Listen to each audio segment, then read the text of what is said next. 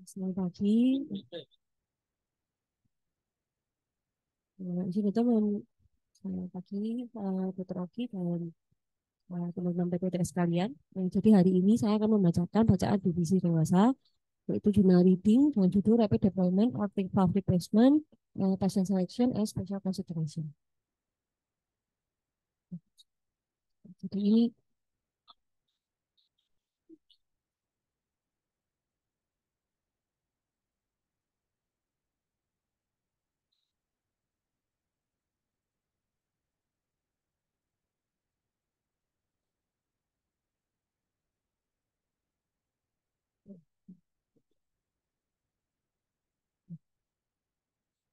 ya, SR.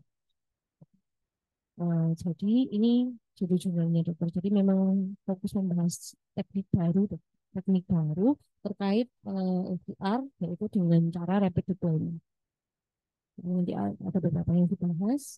Jadi untuk instruksinya, jadi sucralose atau rapid deployment valve atau SRDV itu memang adalah teknik baru yang di approach untuk memperpendek waktu close time dan waktu operasi dan supaya meminimalisir dari insisi. Nah, approach yang bisa digunakan yaitu upper hemisphere atau right anterior thoracotomy. Jadi karena ini teknik baru, untuk guideline sendiri sebenarnya masih belum ada yang mencantumkan teknik tersebut. Nah, berikut ini guideline yang dari ESC 2017 untuk valvular heart disease. Jadi memang belum ada yang mencantumkan teknik tersebut SRDV. Jadi masih PFVR sama SRDV. Nah, sementara ini untuk teknik ini terdiri dari dua jenis valve. Yang pertama yang sebelah kiri ini itu adalah Perceval, yaitu mereknya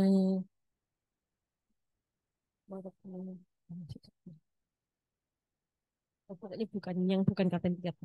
Nah, itu yang sebelah ini suturless, yang sebelah kiri ini yang suturless.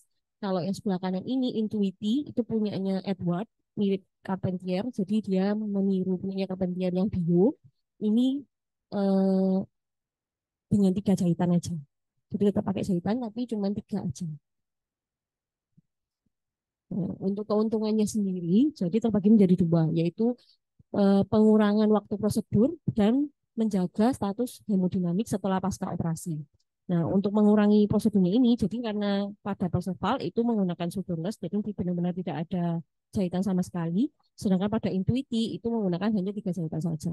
Nah, untuk penelitiannya sendiri, jadi teknik ini mengurangi cross time sampai 48% dan CT time sampai 39%.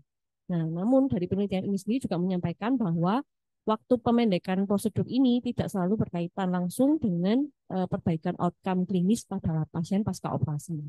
Nah, lalu untuk fasenya sendiri ini dari pasca operasinya efek yang bisa didapatkan yaitu efektif orifice areanya terjaga meskipun tanpa suture, lalu low pressure gradient, lalu setelah itu outcome long termnya sampai 4 tahun ke depan itu masih di atas 90% dan bisa mengurangi patient prosthetic patient prosthetic mismatch jika digunakan jika menggunakan pemilihan ukurannya bisa dipilih dengan baik.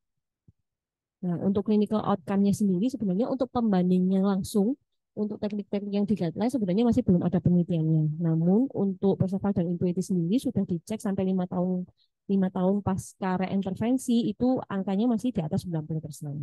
Nah, untuk survival rate sendiri, short term dan long term ini juga masih di atas 95% sampai follow up sampai angka 7 tahun.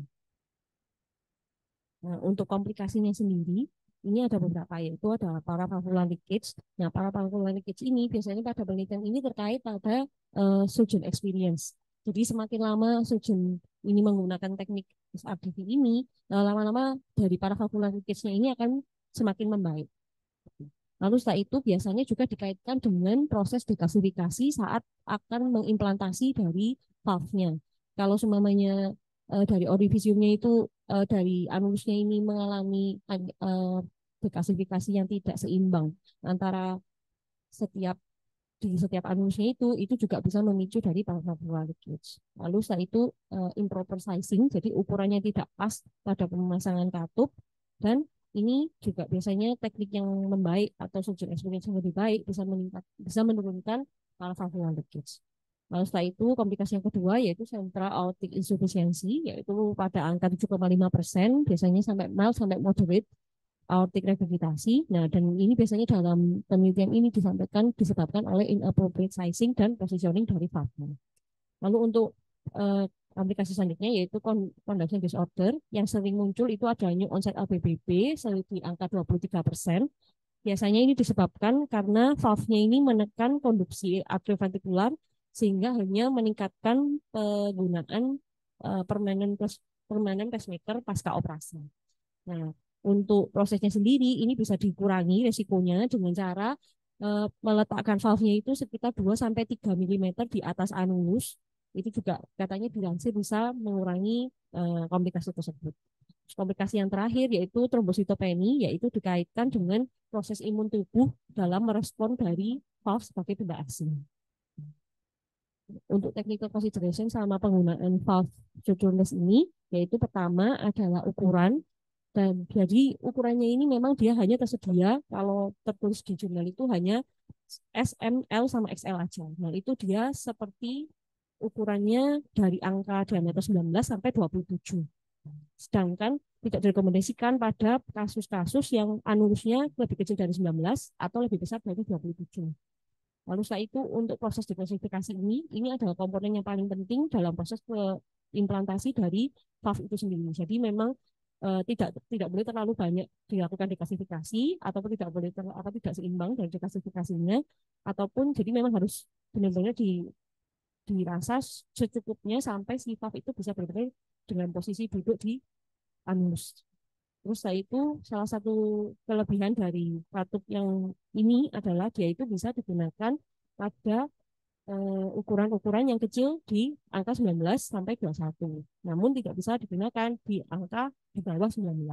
Jadi tidak bisa digunakan pada pasien-pasien yang membutuhkan aortic root enlargement. Nah, untuk minimal pada penggunaannya pada pasien minimally invasive cardiac surgery, jadi memang karena approach-nya dia ini tidak perlu full medial sternotomy, jadi memang biasanya digunakan anterior thoracotomy atau digunakan upper hemisternotomy saja. Makanya biasanya digunakan pada pasien-pasien yang memang dari awal kasusnya itu kompleks, membutuhkan CPB time yang panjang, itu biasanya disarankan untuk menggunakan teknik ini. Lalu setelah itu untuk pada pasien-pasien yang dengan penggunaan dengan kasus bicuspid aortic valve itu merupakan kontraindikasi jika bicuspid aortic valve-nya ini yang tipe 0, yang true bicuspid. Terus untuk angka reoperasi sendiri, sebenarnya sudah disebutkan bahwa angkanya ini masih sebenarnya sangat rendah dan biasanya karena ini masih teknik baru, follow up terakhir dari reoperation valve in valve ini sendiri hanya sampai di angka 3 sampai 4 tahun pasca tindakan. Nah, untuk faktor kenapa dilakukan valve in valve sendiri biasanya dari improper sizing atau dari anulusnya ini memang posisinya dari valve-nya itu tidak dalam posisi yang pas sehingga memang tidak bisa berfungsi dengan baik dan koaptasinya kurang bagus. Dan biasanya untuk reoperasi sendiri ini dari jurnal ini menyarankan untuk menggunakan surgical saja untuk tindakan selanjutnya, bukan valve, bukan transkateter. Nah, untuk pemilihan pasien, yaitu jadi seperti yang tadi sempat disampaikan, jadi pada pasien-pasien yang membutuhkan, yang kasusnya kompleks, yang pada dasarnya memang membutuhkan CPB atau cross-clamp time yang panjang, ini bisa penggunaan valve ini bisa mengurangi prosedur time. Lalu saat itu pada pasien-pasien yang memang direncanakan untuk melakukan minimal invasif, dan pada pasien-pasien yang memiliki small aortic annulus, yaitu di angka 19 sampai 27. Nih, jadi pada pasien-pasien yang sudah dari awal yang mengalami reoperasi atau kasus-kasus yang kompleks, itu biasanya kita difasilitasi untuk menggunakan teknik ini. Untuk kesimpulannya sendiri, jadi sebenarnya teknik ini memang masih baru dan masih belum banyak penelitian yang meneliti untuk angka jangka panjang, cuma sampai di angka 3 sampai 4 tahun saja. Nah, cuman dia dalam jurnal ini menyampaikan bahwa sebenarnya jika dilakukan sizing yang baik dan pemilihan pasien yang baik itu bisa meningkatkan